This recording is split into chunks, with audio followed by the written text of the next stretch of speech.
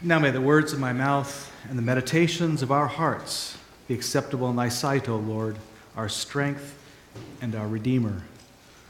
Amen. So every week during this series, we've been exploring a particular question about how God makes a way where there seems to be no way in our lives and in our world. Last week, we explored the ultimate Old Testament God making a way out of no way story. That is the Exodus, the crossing of the Red Sea. That story of Exodus is really central to Israel's entire understanding of itself, its relationship with God, each other, and the earth even. Throughout the Old Testament, they kept going back to that story, not because it tells about something that happened long ago, but because it spoke metaphorically to their ongoing experience of God. That God kept making a way out of no way in their experience. So the story became immensely important, a centerpiece of their faith and their theology. Now, last week, we met Israel at the shore of the Red Sea, just as God was parting that water, only we turned the question, instead of asking, how does God make a way out of no way, we asked, what role do we have, if any, in this whole equation? How do we, in a sense, help God make a way out of no way for us? And the answers we came up with were rather surprising. One of those answers was when times are stressed, when you can't find the way forward and perhaps the danger even is high, do nothing. Do nothing. It's about the most counterintuitive advice in the entire Old Testament. Do nothing. Because as the Israelites were there at the sea, the way was blocked in front of them, preventing their escape from Egypt. The Egyptians were coming up in hot pursuit. Behind them, Moses stood there and said what? He said, don't just do something, stand there. Well, that was an exact quote. But he said, all you have to do is be still, and the Lord will fight for you.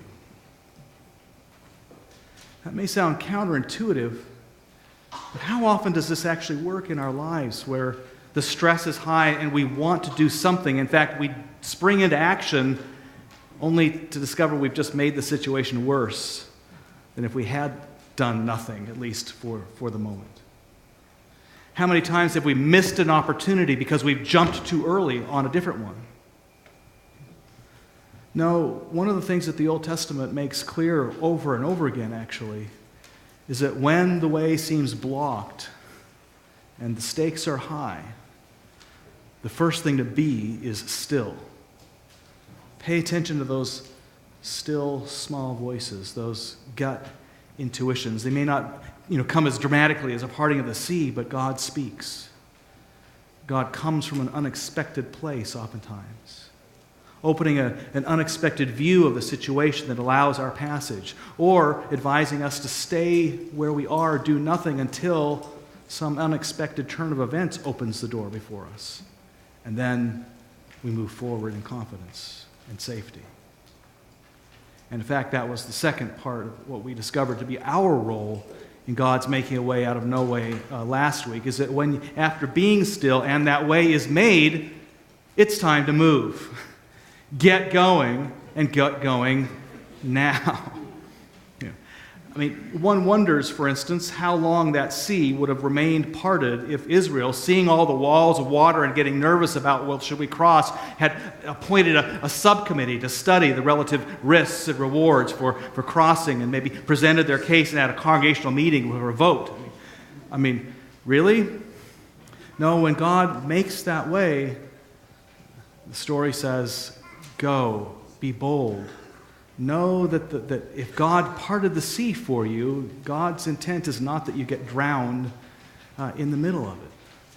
So there's a time to stop, be still, and a time to act, an appropriate time to act.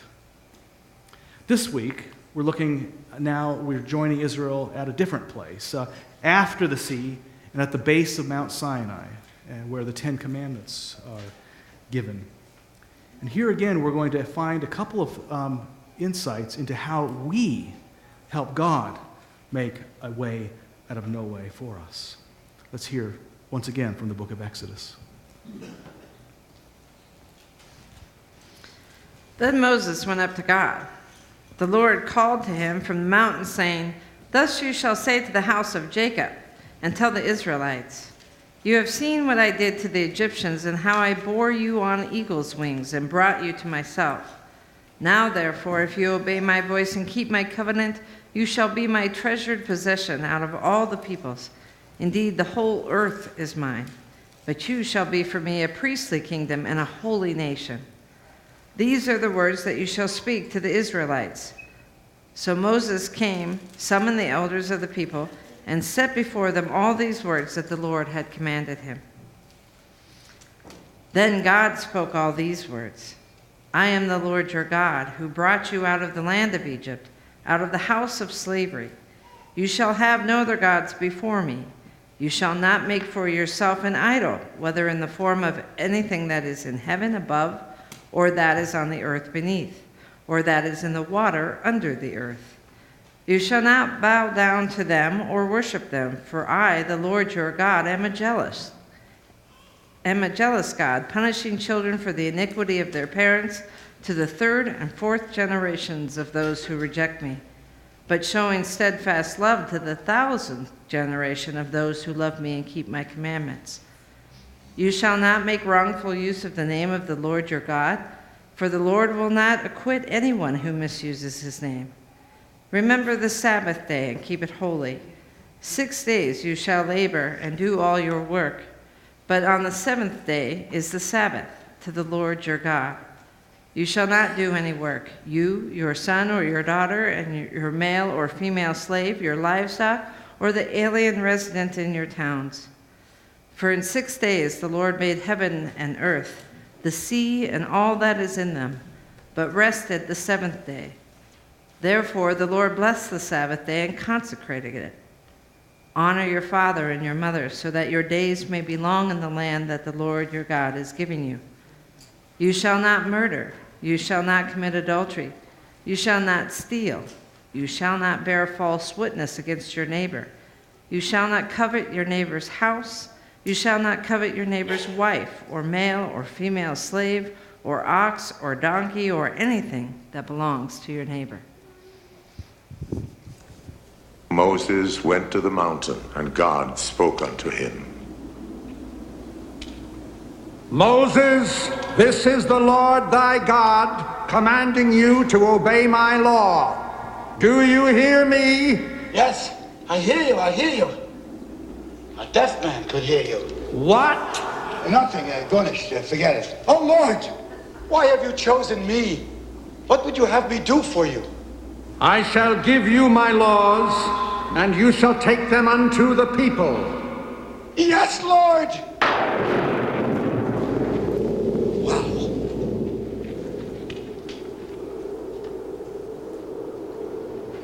Lord, I shall give these laws unto thy... Hear me! Oh, hear me! All pay heed! The Lord Jehovah, has given unto you these 10 commandments for all to obey. Boy, that's right. They say that everybody looks for different things in the Ten Commandments. Some look for divine guidance, some look for a code to live by, but most of us are looking for loopholes.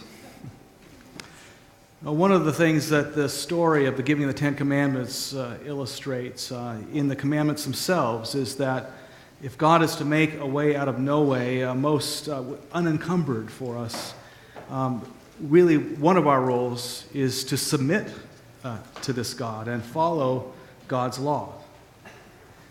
Now, we Christians have kind of a hard time with such statements. Submission to God, following God's law. You know, we remind ourselves that Jesus came to free us from the law. Now we live by grace, not the law. And we hear in the Apostle Paul's words, plenty of support for that proposition. Paul, when referring to the law, said, "The letter kills, but the Spirit gives life." Referring to the Ten Commandments themselves, he says that this is the ministry of death, chiseled in letters on stone tablets. Sounds like law bad, absence of law good, freedom from law good. That's the Christian side of us, kind of bristling. But there's also the American side of us. Living as we do in the wealthiest, most powerful country that has ever existed on the face of the planet, we have a pretty hard time accepting the suggestion that we should be ruled by anybody or anything. Don't we make the rules? As the documentary of the Roosevelts reminded us, we're steeped in that culture of talking softly and carrying a big stick. And when a theology or a philosophy of empire is mixed then with Christian religion, we swiftly get a theology of empire, of Christian empire. Turns quite quickly into talk softly and carry a big cross. If you're going to suggest we do something different than what we want to do, just bear in mind we're free of the law. Right? We'll make our own rules, thank you very much. And if you don't like it, well, you can go to HE double hockey sticks. Right? Yeah. Is that really the message of Jesus? Is that really the greatest statement we can make about what it means to follow in the footsteps of our Lord? Well, if Jesus wanted to completely free us of the law, then how do we explain the following statement from the Sermon on the Mount? "Do not think that I've come to abolish the law or the prophets. I've come not to abolish, but to fulfill. For truly I tell you, until heaven and earth pass away, not one letter, not one stroke of a letter will pass from the law until all is accomplished. Therefore, whoever breaks one of the least of these commandments and teaches others to do the same will be called least in the kingdom of heaven. But whoever does them and teaches them will be called great in the kingdom of heaven." Apparently, Jesus saw some pretty tight relationship between God's law and grace and human freedom. But what is it? What is the function of following God's commands? Well, imagine you were to walk into church one morning and you were to open your bulletin expecting to see a straightforward order of worship, and, oh yeah, we did that, right? How did you feel when you walked in and saw that? Well, I suggest we take a couple moments and actually use this bulletin as a metaphor. And over the next minute or so, ask yourself, take out that bulletin or just look at the screen. Ask yourself, how does this bulletin represent our world right now? And most specifically, how does this bulletin speak? Does it speak anything to your life, some bit of chaos that you're facing from which you need a way out of no way? We invite you to find that place in your own life and turn it over to God, asking for God's guidance, whether it be come through this morning, this afternoon, or this coming week.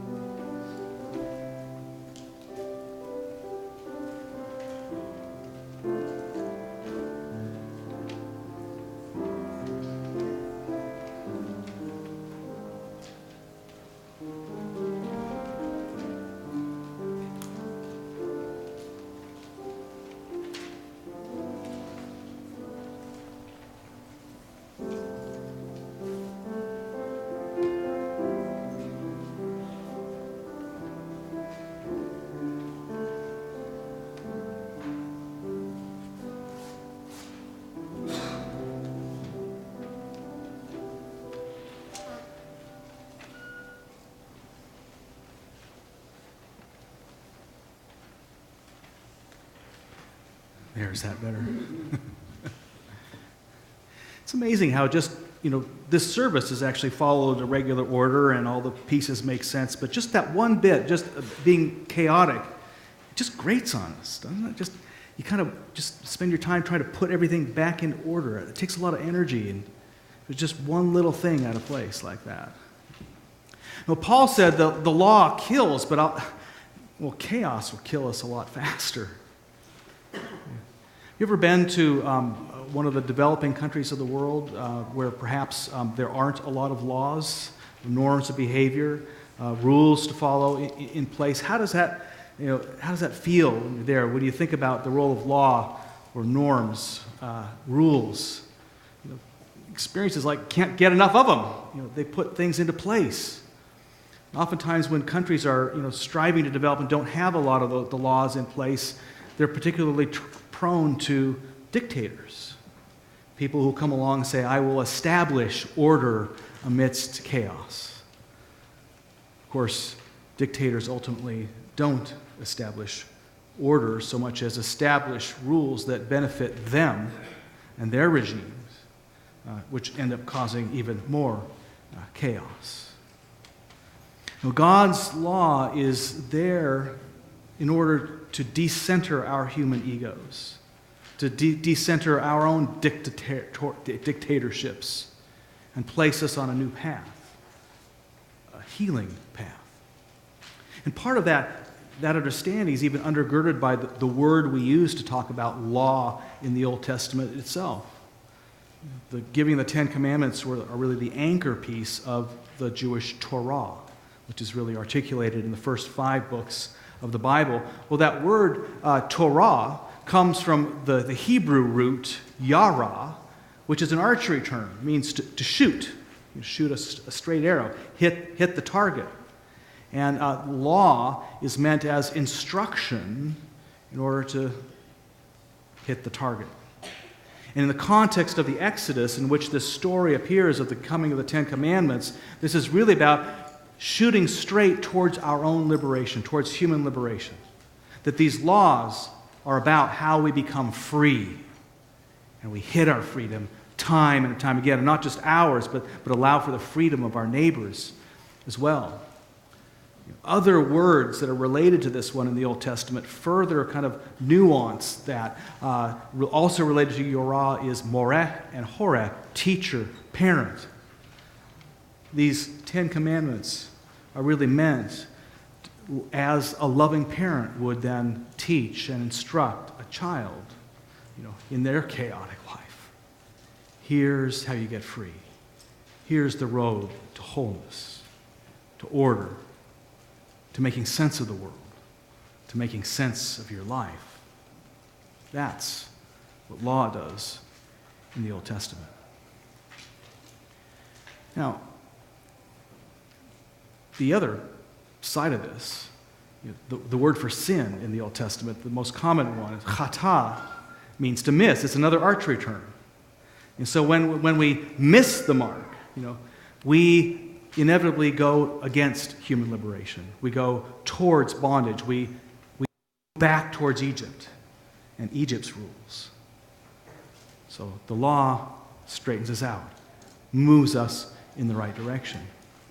Those 10 laws, are instructive themselves. Those are our basic markers. Then, now, depending on whether you're Jewish or Protestant, there's a different numbering to these laws, but they're the same laws. They also happen to appear. By the way, Lutherans have an altogether different numbering, along with Catholics, but they're all the same laws. It just depends on the Jewish one. Particular stands out, in that what the Protestants and Catholics count as preface, they count actually as the first law. I am the Lord your God.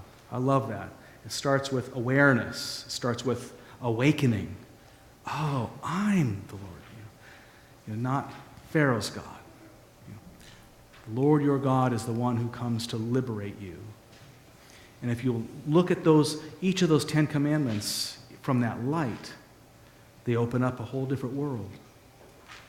I am the God who loves you beyond your wildest imagination. I'm the God who works for your freedom. Therefore, don't accept a substitute. Don't put any other thing above me. If you are asked to serve or submit to any god that works against human liberation, you are to reject it out of hand. You have no authority, no right to serve any god that works to enslave people. No, I, the God of freedom, am your God.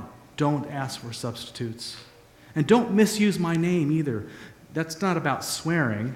That's about constantly going all over the place. Oh, God says this. God says this. God says you should be in your place here and I should be in my place here. God says this without actually discerning what God actually has to say. Without actually submitting yourself to this God. Opening yourself up. Saying, what will you say? What is the word of the Lord? It's only then that you claim to use God's name. And then God asks, it takes a lot to get used to your freedom. Spend one day a week with me. Let me show you what true freedom is all about. Just one day a week. Interestingly, that call to the Sabbath, there is no ordering, no points given for the commandments, like you get 10 points for following this one, 2 points for following this one. It's like taking a Sabbath is put on the same level as do not murder. Don't kill a day either. Spend it with me. And by the way, if you'll do that, if you'll really come before me, receive this love that you refuse to give yourself, let alone others. You actually receive this love, experience this revolution, this freedom. You will have more than enough love. Instead of being needy, you will have enough to give away. In fact, you'll have so much love to give away that even your own parents, you'll love them and honor them. And living in the light of this love, then, you won't do the stuff that puts you or your neighbor back in bondage. So you're not going to kill people. You're not going to commit adultery. You're not going to steal. You're not going to bear false witness against your neighbor. And you're not going to go chasing around after all your neighbor's possessions, thinking that they're having something somehow diminishes you in response. That's yet another route back to slavery. These laws are put there for our benefit, for our blessing, for our instruction, for our guidance.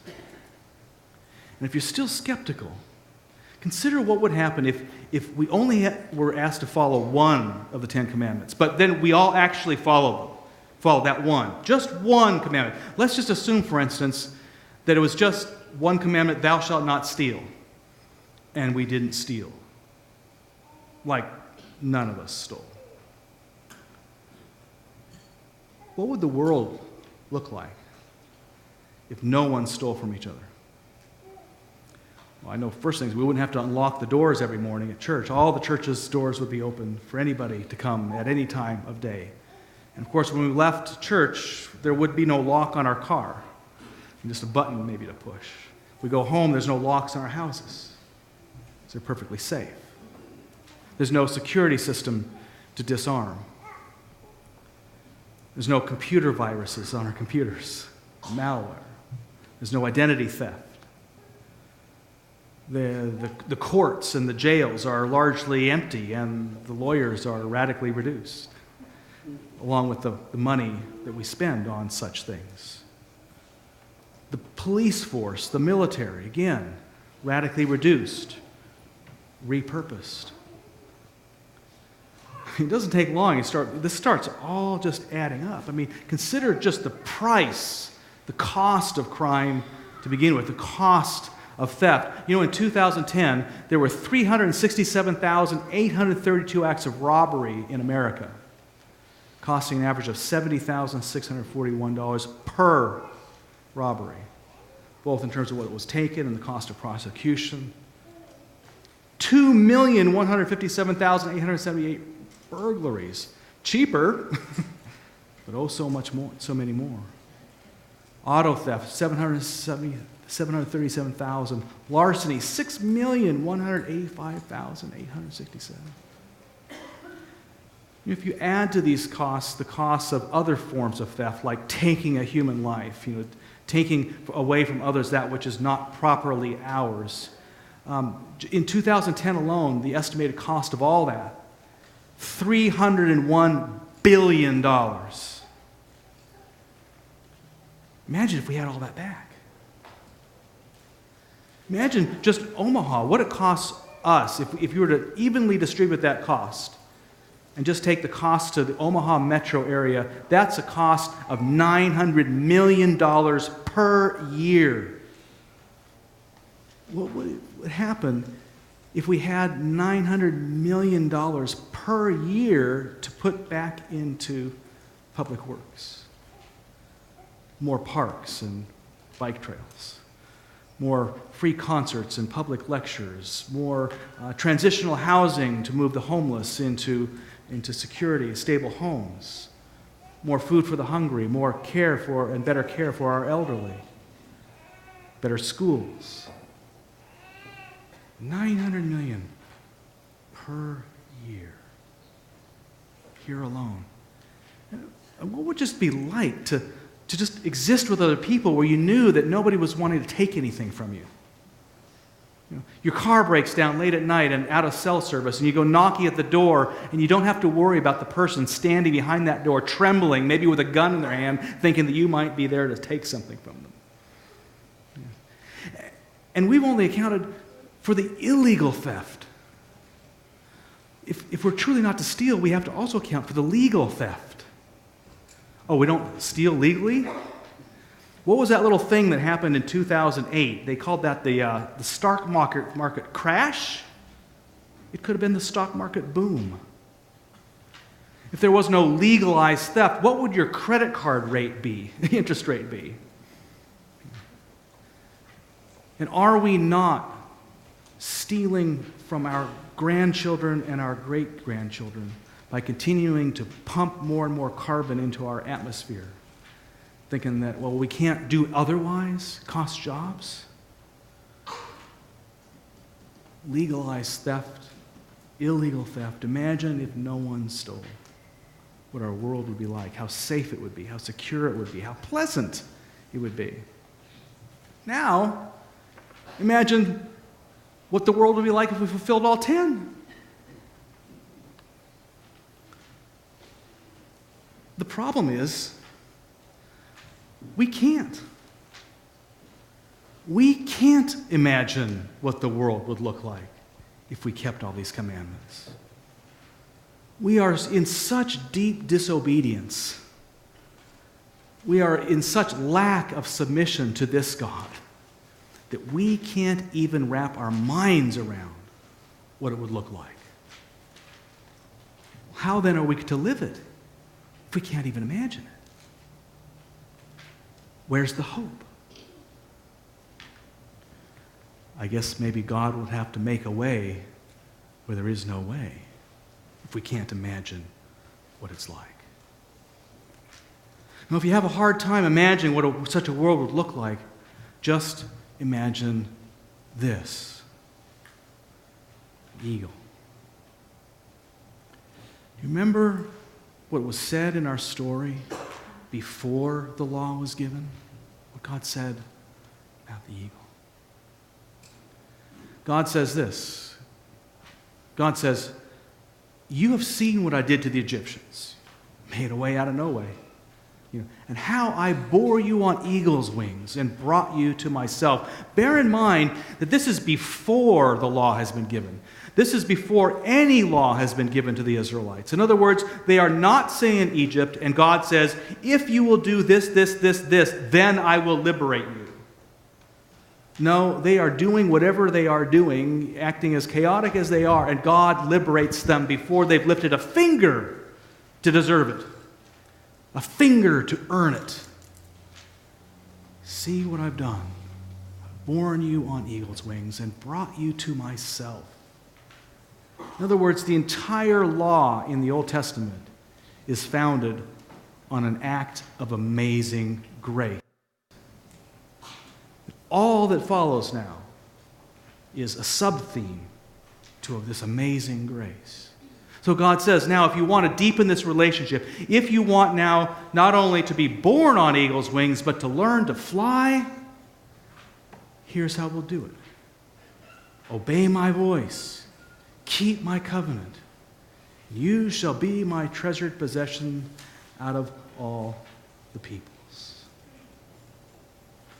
And because we know that grace precedes the law, we know that grace is what undergirds our very abilities to do this. We live in such deep disobedience, in such lack of surrender, we cannot ever fulfill this law. And constantly we try, constantly we come up short, and constantly we are reminded that God prefers relationship with us over perfection. This is not an abrogation of the law, this grace. It is receiving chance after chance after chance to wave our wings. Try it again. Get up and try. Maybe to fly a little bit more every time. Fall, learn to fly. That's our role. And God's helping us make a way where there was no way.